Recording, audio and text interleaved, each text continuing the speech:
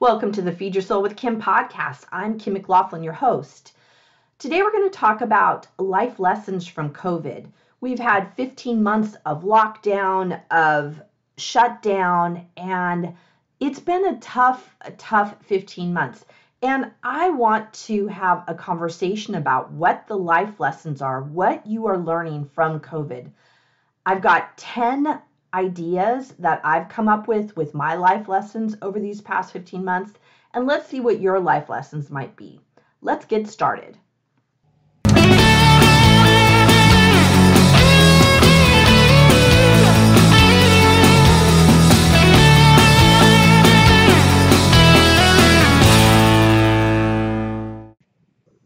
Welcome to the Feed Your Soul with Kim podcast. I'm Kim McLaughlin, your host. I help people when they're feeling frustrated, overwhelmed, and overloaded, and it shows up in overeating. And the topic we're talking about today is the life lessons that we all can take away from the pandemic. I want to go over my takeaways and see what might match with you, and then I want to invite you to come up with what your takeaways are. So, since it's been 15 months since the kind of the technical closure around my corner of the world, in my area, lots of things are opening. I can now try clothes on in the clothing store, which is a super big win. We can go to the movies and we can gather in places of worship. And you might feel ready to go out into the world or you might not. And I honor that this time of the pandemic has affected everybody differently. But I want us to start considering what are your takeaways from this, what I have found to be a very difficult last 15 months. And I think of it in terms of how do we make lemonade out of lemons, how to take that sour lemon and add some sugar and create some sweetness. And by sweetness, I mean gathering up the ideas and the learnings from this point in time. So I sat down and thought through what are my 10 big lessons that I have to take away. And I want to talk to you about them because they are informing what I do now, how I live my life, and how I look at the world differently. The first life lesson that I found is that we are most social than we think, and there is still a necessity for downtime. So what came to me as I thought about that is the idea of extrovert and introvert. And what I thought of is that the time of COVID was really an introvert's delight, where you had this time to sit down, you had permission to be quiet, to be by yourself, and to not have to go out and about. And I talked to a lot of introverts that really liked it and liked that they didn't have to go out. Also, they found that they needed the connection. And me as an extrovert, I really missed going out to public places and to meeting with people in person. And what I found interesting is even though I missed that time with others, I actually found that through the pandemic, I cherished the downtime. I cherished the time where I didn't have to go anywhere, where I didn't have to drive anywhere. I didn't have to drive to work. I just walked down the hall and I was in my office, in my home office. I also really found it so kind of wonderful that holidays were at home and that we didn't have to drive anywhere and we didn't have to do anything externally. It could be all around the house and kind of in my nuclear family here at the house. That to me felt really freeing. So I found that was a good takeaway for me, that even though I'm an extrovert, I really appreciated my downtime and having time away from others. And I'm taking that into the future.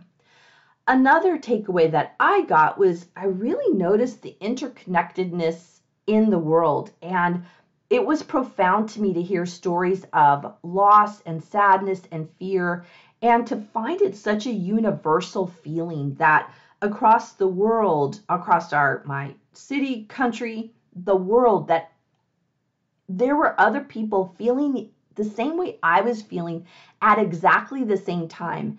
And that was powerful to me to be in kind of this global mutual understanding about how we feel, because it doesn't happen very often.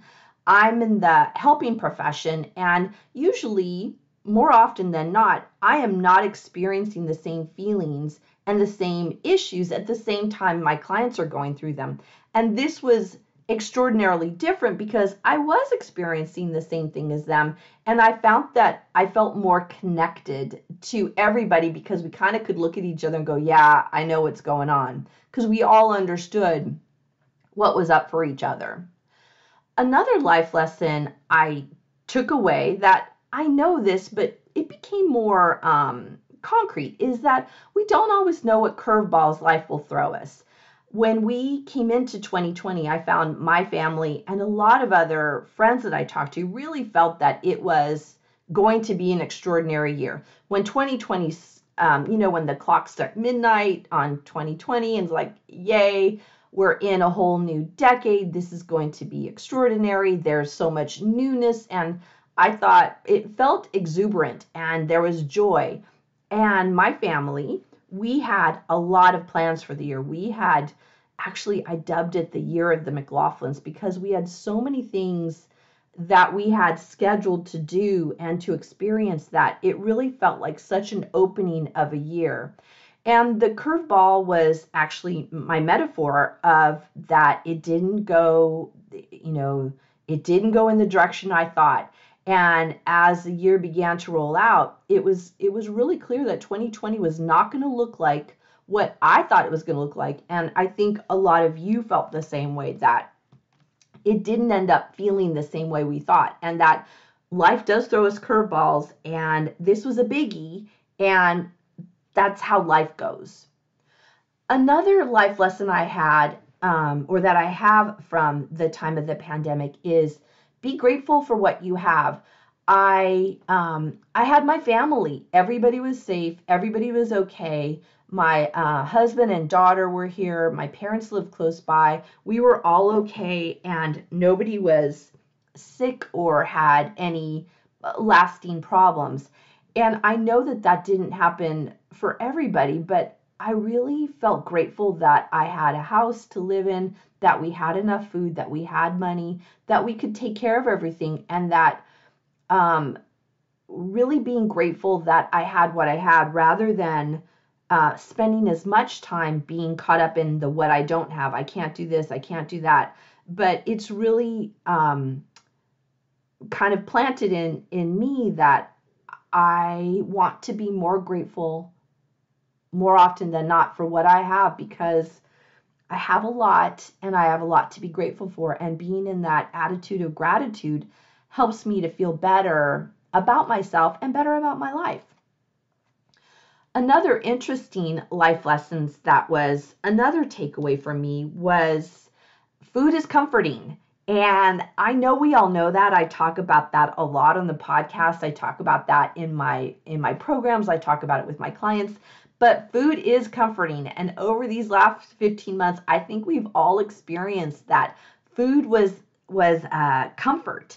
And I don't mean necessarily that we overate because of it, but just like food, it felt like, wow, the one thing I had was we could make a nice meal, or we could have something good. We would do takeout from local restaurants to make sure that we were helping them keep their business open. And it was delicious. We got some really delicious food, and it was comforting to have something so delicious for us to have. I also noticed that the comfort of food in terms of food scarcity, and I would feel scared when there were points in time when I would go to the store and there were empty shelves, and it was a lot of the staple items, like pastas and things like spaghetti sauce and those kind of things that were on the shelf, the more canned, bottled foods, the long-lasting foods, especially when there was talk of a total shutdown in my area where you couldn't even go to the grocery store. And I think everybody, along with me, felt kind of scared about what might happen. And I felt that fear of not having enough food. And I recognized that, and I had never experienced that in my life. And it really made me have empathy for people that do have actual food insecurity because they literally don't have enough food.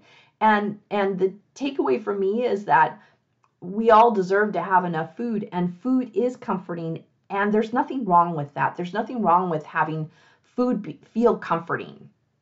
Hi guys, this is Kim, and I want to let you know that the Emotional Eating Solutions 8-week course is open now. You can find it on my website at feedyoursoulunlimited.com.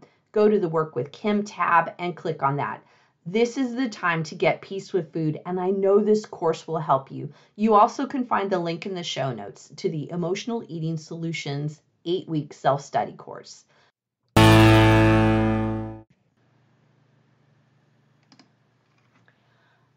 Another life lesson that I got really in a large way was movement for me is critical.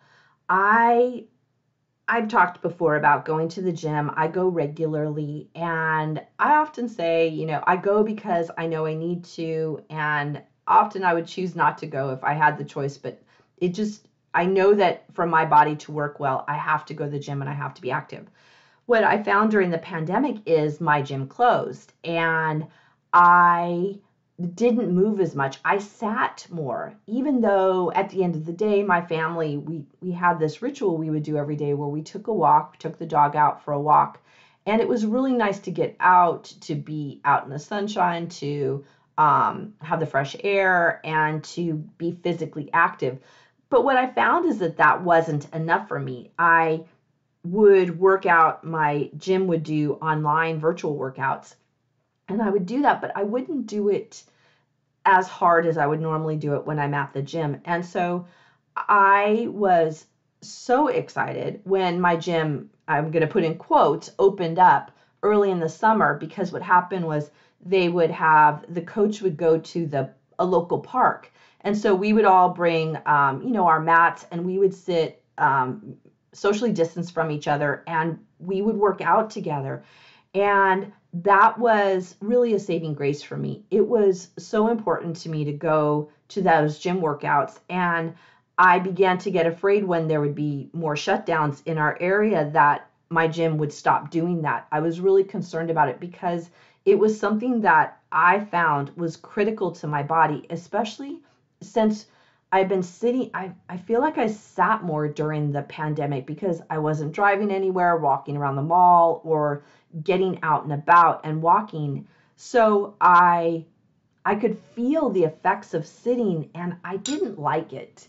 I didn't like how it felt. And so I became to understand for myself, movement is critical and I need to do it. And since my gym has been open fully, I have been going regularly. I really enjoy it, and I have a different view of it for myself, and seeing that I need it. Another life lesson that I knew, but once again I came to understand it in a more profound way, was routines are important no matter what. When the pandemic first started, to me, it brought this lack of centeredness for myself, my family, and also for my clients. And we didn't have to keep a schedule. Things were really chaotic, and I didn't have to do things in the same way at the same time, going to bed, or when we had food, or kind of when I work. My work gave me some type of schedule, but also my daughter didn't have as much of a schedule because virtual school was really, really different. So life felt off. And what I found as I really thought about it is that I had to have a routine, and I had to make sure my routine was set, and also set for my family, where we did things we had meals at a regular time, we had sleep at a regular time, we had some kind of movement at a regular time, we had school and work at a regular time, because it was very disorienting to not have that routine. So for me, that was a huge takeaway, that routines are important no matter what. My eighth lesson that I got from the pandemic is we can adapt to difficult situations, and we are resilient. I was worried when we had the shutdown and my daughter's school just closed, and they went, I'm going to put it in quotes, to virtual school, which didn't work really well in the beginning. They were kind of disorganized and didn't have it set up Granted, nobody knew how to do virtual school at that time. And so had to develop over time where the virtual school became um, better. I knew that when our daughter was out of school that there was no way my husband and we were not equipped to be a teacher. We were not going to homeschool her. And we just waited for the school to figure out how they could do some quality virtual classes. We did, within that, set up routines for her.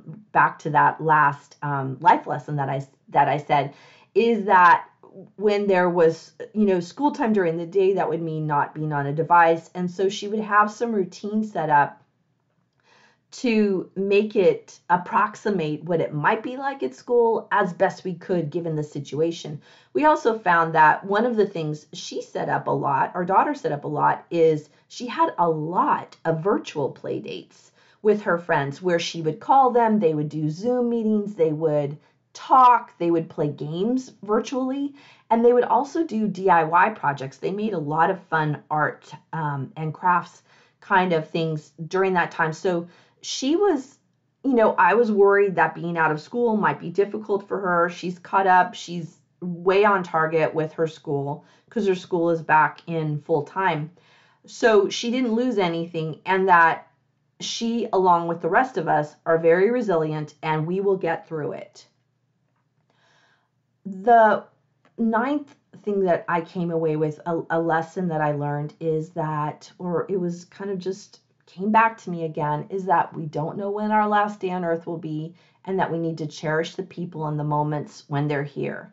There were a lot of people whose family members passed over the time during COVID from COVID. And that was really a hard situation because it would be every night on the news would be like how many people had lost their lives. And, you'd extrapolate from that the amount of people who lost their lives, and then how many people were affected by those people losing their lives. And it was very sad and it was very heart-filled time for me. What happened in our family is that we didn't have anybody who got really sick from COVID. We had a couple people who came positive, but nobody was in the hospital and nobody died from COVID. But what happened in our family is that there were some close family members who made their transition during the time of COVID. And it was sad to have that happen because we couldn't have the gatherings that we would normally have to get together to celebrate their lives. As a matter of fact, my father-in-law made his transition last year during COVID, not from COVID, and it wasn't unexpected. But this weekend, we're going to have a celebration of life. All the family's going to get together. And so it's been over a year and we haven't had a celebration of life for him.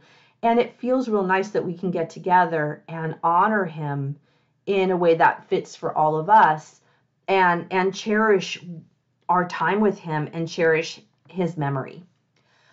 Lastly, and it's not the last life lesson, but it's the last one I thought of for this podcast, was the idea that no matter what, kindness is key. There were so many acts of kindness, random acts of kindness over these last 15 months. And I know all of you have had that happen with you, that they really realizing kindness matters. The people on the front lines, the doctors and the nurses, all the first responders, that they were willing to go out during this time where all of us were asked to stay home and put themselves out to help other people. Also, the psychotherapists. Psychotherapists were going through the same problem or same difficulties as all of our clients, and the psychotherapists really showed up and really helped people. For me, and I know most of the other therapists I've talked to, we had a waiting list, that there were just too many people wanting to come in for therapy because life was really tough. And never in my career have I had to turn people away because I just didn't have any more room to help them out. So that was difficult, and I just know that I felt heartened by the people that would come in for therapy, and that they really wanted to feel better and really acknowledge that the time of COVID was difficult and they wanted something different. I also think about kindness in terms of the what really became clear to me is how important the people that work in the grocery store are. Once again, it came back to that food insecurity I talked about earlier, and that food is comfort, and that they would work in the grocery store and keep the shelves stocked as best they could. But that was really important to me, and I felt grateful that they were there, that they were willing to help all of us out. Also, all the stories of neighbors and strangers and people who didn't know each other who would help each other out. And for me, it helped with the shared experience of bonding with each other and that feeling of kindness towards each other. So, those are quickly through 10 life lessons that I could come up with. And actually, after I wrote them all down, I came up with more, and maybe I'll do another podcast on this. And I just want you to consider, as you're doable, what are your wins from this last 15 months? What's your takeaway? What are you going to embrace? What lessons have become clearer to you, either new lessons or kind of reintegrating those old lessons? And what is that, and how can you incorporate that into your life? And how can you allow this last 15 months not to go wasted, so to speak, where you're not using it as a way to move forward?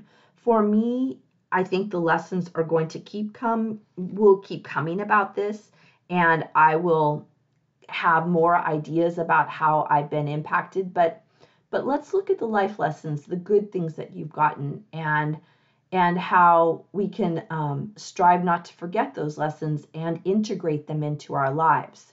So I would encourage you to do that. I would also encourage you, I'm on Instagram, and I've just posted on my Feed Your Soul Unlimited Instagram handle about what are your life lessons, what are your takeaways from the pandemic. I would love to know what they are. I would love to get more ideas, because I know that there's more than the 10 that I've brought up. But let me know what you think. What are your life lessons out of this really difficult time? And I am so glad that you listened to our podcast. Please be sure to like and share this podcast with others so that we get a stronger reach and more people feel supported through any challenges they might be experiencing. Have a great day. I'll talk to you next time. Bye. Thank you for joining us on the Feed Your Soul with Kim podcast. We come to you every Monday with fresh new ideas to help you end emotional eating and put food in its proper place as nourishment. Please be sure to subscribe to this podcast and review it and let us know what you think. Thank you for joining us.